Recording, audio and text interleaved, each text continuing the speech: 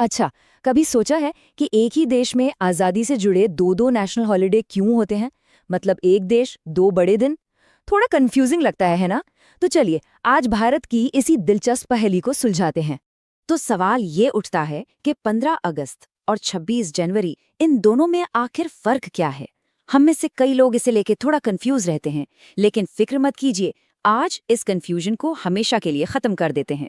दोनों ही दिन देशभक्ति के रंग में रंगे होते हैं, इसमें कोई शक नहीं। लेकिन ये हमारे देश की कहानी के दो बिल्कुल अलग और बहुत ही जरूरी चैप्टर हैं। ये टाइमलाइन देखें, ये हमें सीधे उस सफर पर ले जाती है। 15 अगस्त 1947 को हमें ब्रिटिश राज से आज़ादी तो मिल गई, लेकिन उसके बाद क्या? देश को चलाना भी तो था। 1947 से 1950 तक का जो दौर था ना, वो एक तरह से ट्रांजिशन का था। हमारे पास अपना कोई पक्का संविधान नहीं था। और फिर आया 26 जनवरी 1950, वो दिन जब भारत ने अपना संविधान लागू किया। तो चलिए, सबसे पहले बात करते हैं 15 अगस्त की।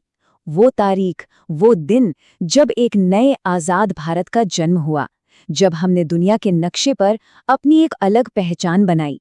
15 अगस्त 1947 ये सिर्फ एक तारीख नहीं है, ये उस लंबे संघर्ष, उन अनगिनत कुर्बानियों और उस कभी ना टूटने वाले जज्बे का नतीजा है जिसने हमें आखिरकार आज़ादी दिलाई।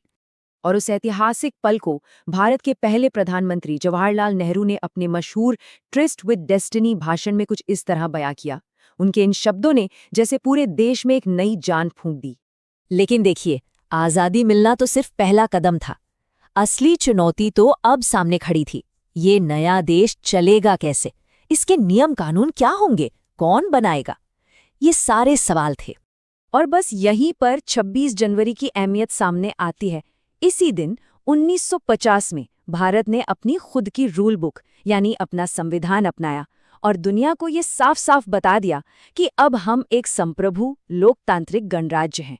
मतलब अब हमारे सारे फैसले हमारे अपने होंगे। और इन दोनों दिनों के समारोह में भी एक बहुत ही खूबसूरत फर्क है। स्वतंत्रता दिवस पर यानी 15 अगस्त को प्रधानमंत्री लाल किले पर झंडे को नीचे से ऊपर की ओर खींचकर फहराते हैं।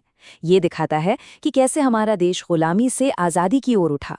वहीं गणतंत्र दिवस पर यानी 26 जनवरी को राष्ट्रपति कर्तव्य पथ पर पहले से ऊपर बंधे हुए झंडे को सिर्फ खोलते हैं। ये इस बात का प्रतीक है कि हमारा देश अब एक स्थापित संविधान के तहत चल रहा है। अब भारत की इस पूरी कहानी को ठीक से समझने के लिए ना, दो शब्दों का मतलब समझना बहुत जरूरी है। और ये दो शब्द हैं डेमोक्रेसी और रिपब्लिक, यानी लोकतंत्र और गणराज्य। बहुत लोग इनमें कंफ्यूज हो जाते हैं, तो चलिए इस कंफ्यूजन को भी आज साफ कर ही लेते हैं। तो पहले बात करते हैं लोकतंत्र यानी डेमोक्रेसी की।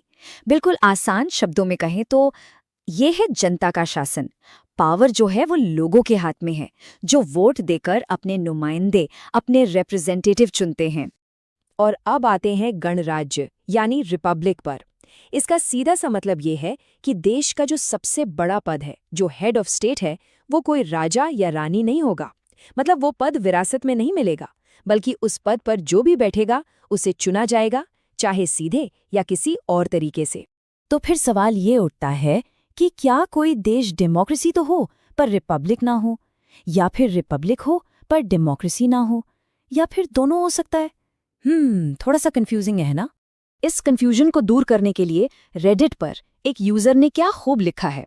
वो कहते हैं जब कोई कहता है कि हम रिपब्लिक हैं डेमोक्रेसी नहीं, तो ये कुछ ऐसा ही है जैसे कोई कहे कि मेरे पास गोल्डन रिट्रीवर है, कुत्ता नहीं। मतलब अरे भाई, गोल्डन रिट्रीवर एक तरह का कुत्ता ही तो है। क्या कमाल का उदाहरण है। तो बात साफ है, एक रिपब्लिक डेमोक्रेसी का ही एक खास टाइप है। ये दोनों अलग अलग या एक दूसरे के दुश्मन नहीं हैं, बल्कि एक ही टीम का हिस्सा हैं। चलिए इस टेबल से इसे और गहराई से समझते हैं। एक आम लोकतंत्र में पावर किसके पास होती है? बहुमत के पास, मेजॉरिटी के पास। लेकिन एक रिपब्लिक में पावर तो लोगों के पास ही होती है, पर उसे एक संविधान, एक रूल बुक से कंट्रोल किया जाता है। क्यों? ताकि जो अल्पसंख्यक हैं, जो माइनॉरिटी में हैं, उनके अधिकारों की भी रक्षा हो सके। ये बहुत बहुत बड़ा फर्क है। तो अब जब हम इन दोनों कॉन्सेप्ट्स को समझ चुके हैं, तो चलिए कुछ असल दुनिया के उदाहरण देखते हैं। इससे पूरी तस्वीर एकदम साफ हो जाएगी। अब ये बहुत दिलचस्प है।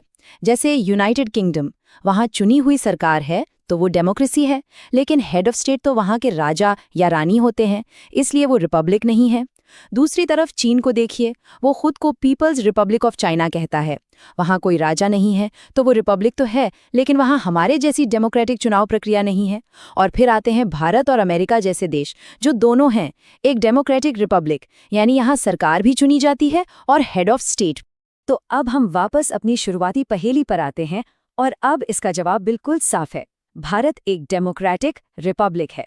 1947 में हमने एक आज़ाद देश बनने का जश्न मनाया, और 1950 में हमने अपनी खुद की रूल बुक, अपने संविधान के साथ एक गणराज्य बनने का जश्न मनाया।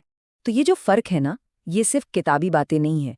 यही फर्क तय करता है कि कोई देश कैसे चलेगा और वहाँ के नागरिकों के अधिकार क्या होंगे। और ये हमें एक बड़े सवाल पर लाकर छोड़ देता है कि किसी भी देश की पहचान